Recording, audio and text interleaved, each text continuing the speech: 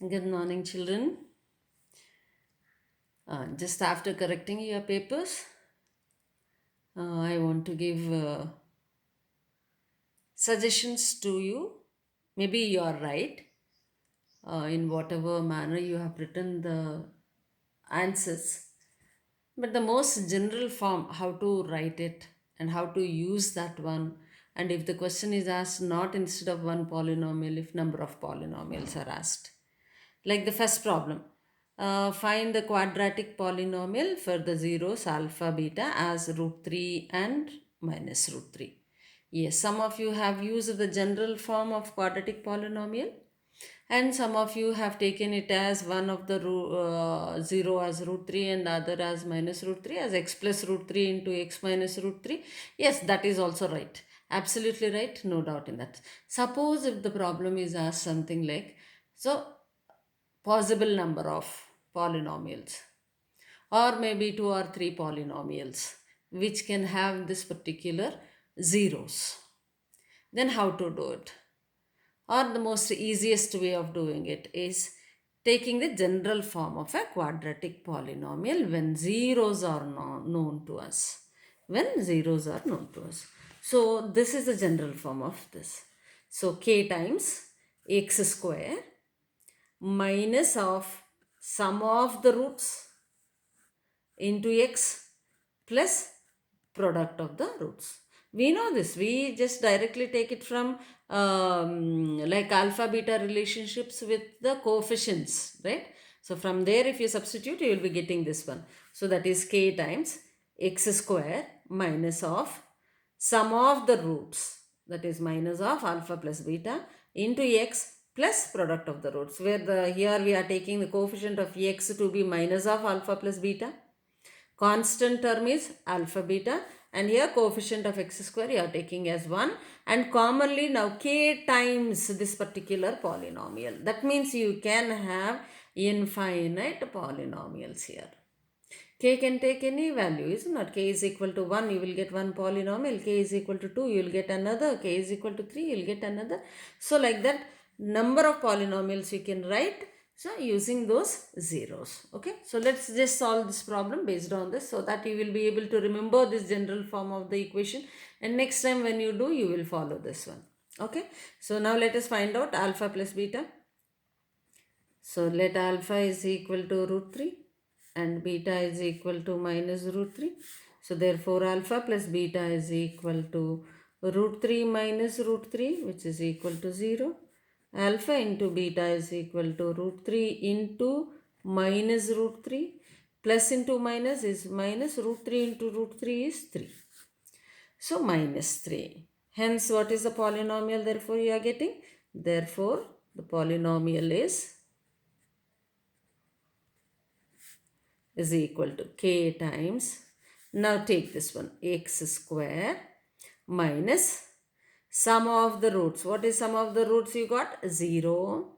0 times of x plus product of the roots. What is the product of roots we got? Minus 3. So now this is k times, now x square, this term will become 0 minus 3. Okay, so this is the polynomial what we got, k into x square minus 3. So you can write the values like, say, when k is equal to 1, p of x is equal to x square minus 3. When k is equal to 2, p of x is equal to 2 times of x square minus 3. When k is equal to 3, p of x is equal to 3 times x square minus 3. So for different values of k, right? For different values of k, we get different polynomials.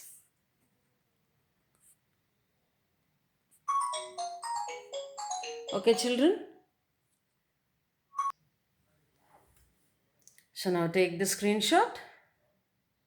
So Yes, doing it as x plus root 3 into x minus root 3 is not wrong. So Pranav, especially this is to you. But using the general form of the quadratic polynomial will help you in generalizing the problem. Okay, so please write. So take the screenshot and copy the notes. So this is how you have to conclude. For different values of k, we get different polynomials. So in a similar manner, if you go with cubic polynomial, right? So like find this cubic polynomial with sum and sum of the product of its zeros taken two at a time, is it not? Products will be taken as alpha beta, beta gamma, gamma alpha, and their sum, we know that, right? Alpha beta plus beta gamma plus gamma alpha, and the product of its zeros, that is alpha, beta, gamma, alpha into beta into gamma. If all these three are given to us, right, then how to find out the cubic polynomial?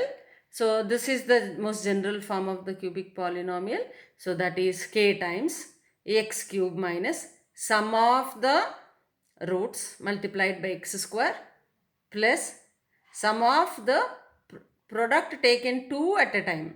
So sum of the products taken two at a time. Two we are taking at a time, alpha beta, beta gamma, gamma alpha, and we are taking the sum, right? Sum of the products of two taken at a time multiplied by x minus alpha beta gamma. So this is the most general form of a cubic polynomial. Children, please try to remember this so that you can solve as many problems as possible without any difficulty. Okay, so that is x cube minus of alpha plus beta into gamma, I'm sorry, alpha, sum of the roots alpha plus beta plus gamma into x square. That means the coefficient of x square is minus sum of the roots.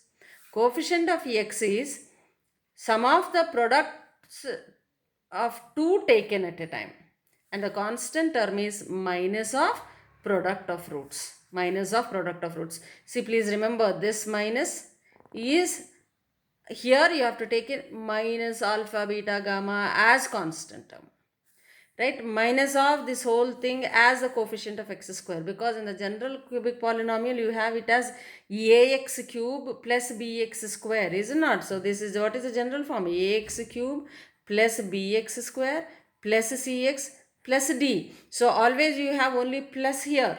In the general form of the cubic polynomial or quadratic polynomial or linear polynomial, you only have plus sign between the terms, but here when you are getting it as minus, that minus will go as a coefficient value. So please remember that and don't make a mistake here. Okay, so let us solve the problem here. So now let alpha, now it is already given. So what is given with the sum as 2. So sum of product of its zeros taken as minus 7 and the product is taken as minus 4. So he has given us directly. So we will write the same. Alpha plus beta plus gamma is equal to 2. Alpha beta plus beta gamma plus gamma alpha is equal to minus 7. And alpha into beta into gamma is equal to minus 14. So these are the things which are already given to us. Okay. So therefore now substituting in this form.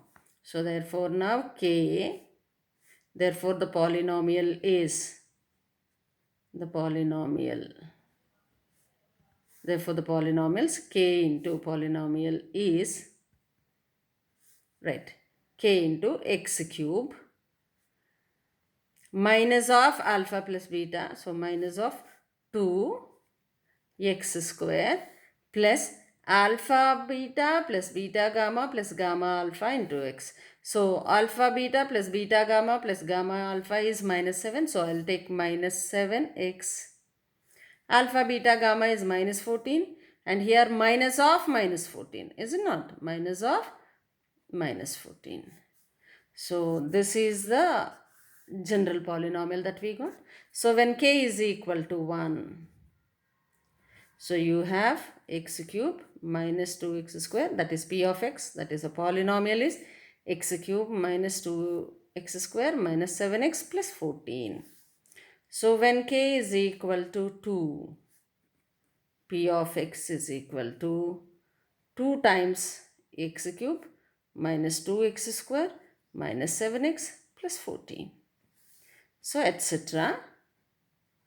For different values of k,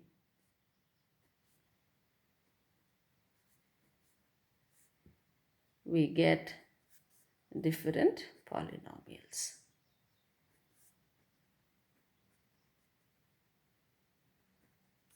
Okay, children, so this is very, very important for you people to note down. Okay, so the general form of the cubic polynomial, when alpha, beta, gamma are known to us, and read the problem carefully.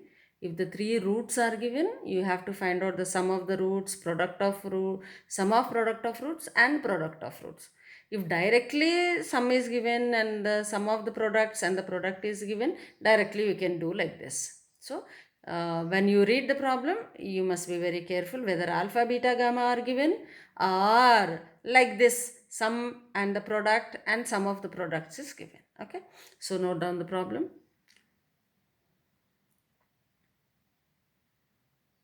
Take the screenshot of the solution.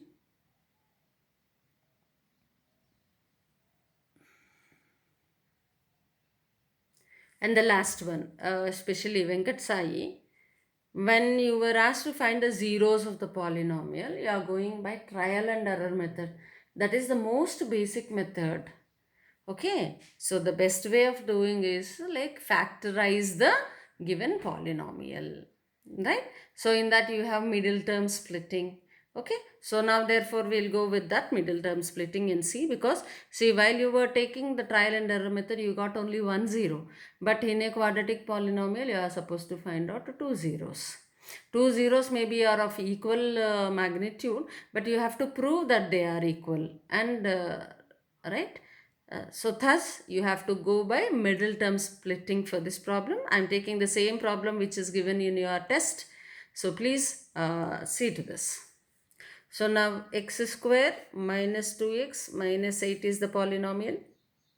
And then now minus 2x can be written as, right? Here you have minus 8 and 1. So it is something like the product of 2 can be written as 8 minus 8. Okay. So therefore it is minus 4x plus 2x. See, now the product of the coefficients, minus 4 into 2 is minus 8. So this is how you have split the middle term. Okay, and minus 8 as it is. See, minus 4x plus 2x is nothing but minus 2x. So in place of minus 2x, I am writing it as minus 4x plus 2x. How is the splitting done? See, multiply the constant term and the coefficient of x square. Then you will get a hint like in which combinations you can split this into, right? So therefore now this is, I'll take x common from first two terms. So thus I'll be getting x minus 4. Okay, and from the next two terms let me take plus 2 common. So 2 is x, 2 4s are 8, that should be minus 4. X minus 4. So in this what is common? X minus 4 is common in both the terms. So take x minus 4 common here. So first term is left with x, second term is left with plus 2. So x minus 4 into x plus 2. So when you say that p of x is there, zeros means for a particular value of x, p of x is 0, is it not? So p of x is equal to this. So if p of x is equal to 0, then x minus 4 into x plus 2 is equal to 0. Right? For which values of x? That is what we wanted. That means x minus 4 is equal to 0 or x plus 2 is equal to 0, because product is not.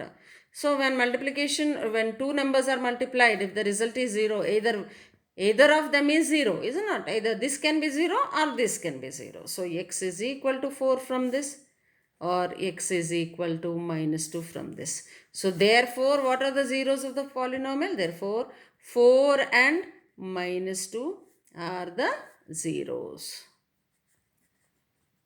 of the polynomial.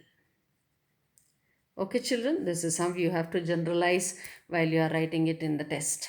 Okay, the presentation should be neat and all the steps, all the statements, right? So take care of all those. And with this, I'll end this. So please take the screenshot of this and copy the notes.